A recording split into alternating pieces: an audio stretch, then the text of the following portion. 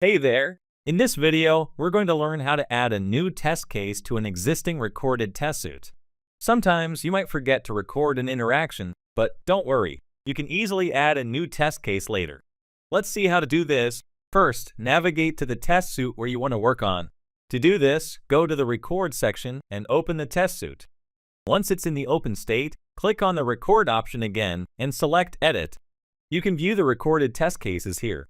Say you want to add an interaction between two existing test cases, simply click at the desired point and it will open a new test case. Click to open the new test case.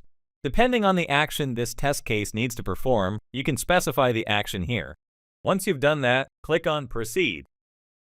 This will bring up various options like those in a recorded test case. You'll need to provide a name for the test case and fill in important parameters like the label, value, element selector, its value, and wait time. If you want to capture a screenshot during the test case, you can enable that option as well. Once you've made all the necessary changes, be sure to save the test case. And that's it.